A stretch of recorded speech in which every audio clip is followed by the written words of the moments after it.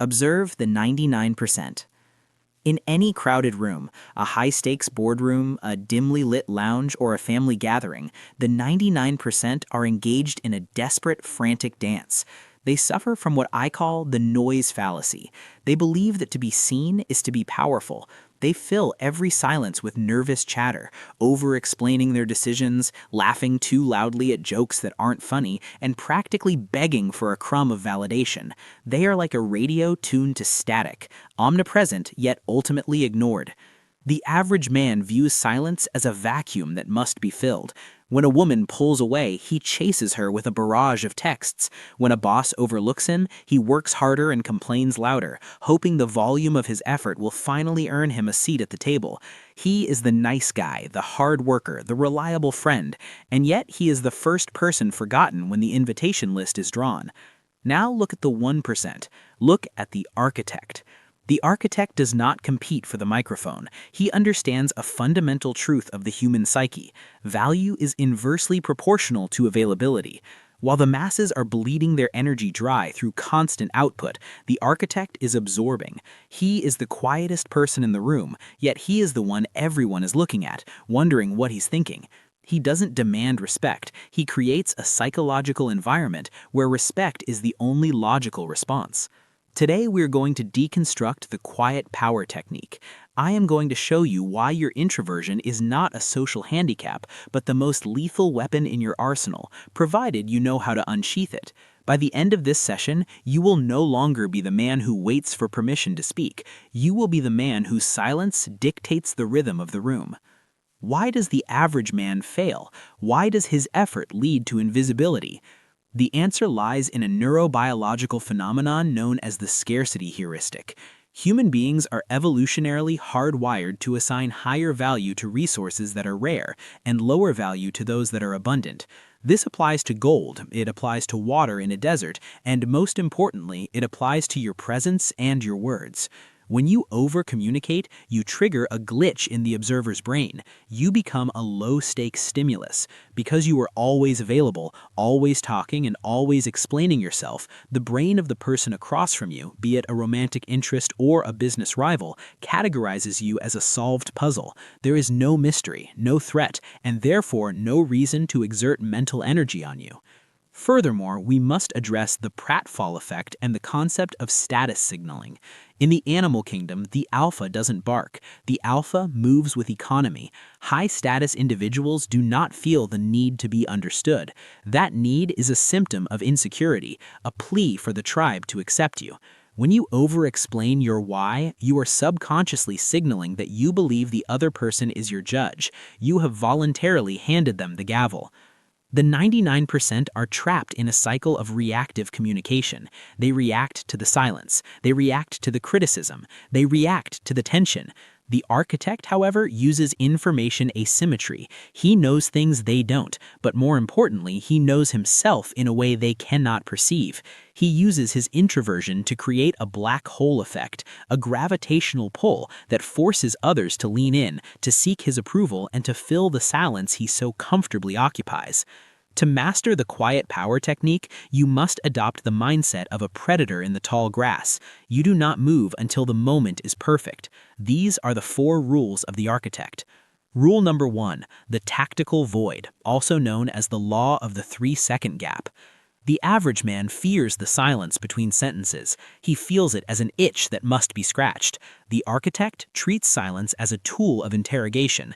In any interaction, when someone finishes speaking, do not respond immediately. Instead, hold eye contact and wait for exactly 3 seconds. In those 3 seconds, something remarkable happens in the other person's brain. Their amygdala, the lizard brain, begins to fire. They think, did I say something wrong? Is he judging me? Why isn't he reacting? Because most people are deeply insecure, they will attempt to fix the silence by giving you more information than they intended. They will reveal their hand, apologize for things they haven't done, or lower their price. Imagine you are negotiating a raise or a contract. The boss says, "This is the best we can do for now." The average man would say, "Well, I was hoping for more because," and launch into a defensive plea. The architect simply looks them in the eye, tilts his head slightly, and says nothing for 3 seconds. The boss, feeling the crushing weight of that silence, will often add, "But perhaps we can revisit the bonus structure in Q3." Silence is not the absence of power, it is the presence of an unspoken no. Rule number 2, selective vulnerability, or the controlled reveal.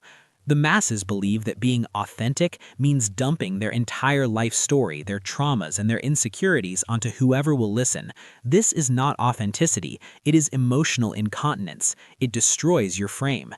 The architect uses the Zeigarnik effect. This is a psychological phenomenon where people remember uncompleted or interrupted tasks better than completed ones. By being the quiet man, you are an uncompleted task in the minds of others. To command respect, you must practice selective vulnerability. You speak in bullets, not paragraphs. When someone asks about your life, give them a high-level summary, then stop. If you share a personal detail, make sure it is a strength-based vulnerability, a story of a past struggle that you have already conquered. Think of it this way. You are on a date. She asks about your past. Instead of recounting the drama of your last breakup, you say, "I went through a period of extreme isolation a few years ago. It taught me everything I know about self-reliance. I'm grateful for it." Then you go back to your drink. You have given her a hook, but you haven't given her the whole fish. Now she is the one who must work to unlock the next level of you. You have weaponized your introversion to create a sense of elite mystery. Rule number 3, amused mastery, the mirror of indifference. One of the most powerful traits of the architect is his lack of effective reactivity. When the average person is insulted, they get angry. When they are praised, they get giddy. They are like puppets whose strings are pulled by the opinions of others. The architect operates from a position of amused mastery. This is the application of the halo effect. If you remain calm and slightly amused while others are losing their composure, people will subconsciously attribute higher intelligence and higher status to you. Your silence acts as a mirror. When someone tries to provoke you or test your boundaries, do not defend yourself. Defensive behavior is low status. Instead, give them a faint, knowing smile, the kind a professor gives a student who thinks they've discovered a shortcut. Imagine someone makes a backhanded comment about your quiet nature in a group. "Man, you're so quiet. Are you even awake?" The 99% would get defensive or make a self-deprecating joke. The architect maintains eye contact, lets a small smile touch the corners of his mouth, and says, "I'm just observing the theater." Then he turns his attention back to his drink. You have just signaled that their attempt to rattle you is beneath your notice. You are the observer, they are the subject. The power dynamic has shifted instantly. Rule number 4, information asymmetry, or the intelligence gap. In the world of social dominance, he who speaks the least knows the most. The architect understands that every time he speaks, he is giving away intelligence. Every word is a data point that others can use to map your psychology. By maintaining a quiet profile, you force others to project their own insecurities onto you. Because they don't know what you're thinking, they assume you are thinking much more profound or much more critical than you actually are. This is the Ben Franklin effect in reverse. People will work harder to please someone they don't quite understand. Your goal is to become the anchor of the room, the person to whom others look for cues on how to feel. By being the one who absorbs the most and emits the least, you become the most stable point in the environment.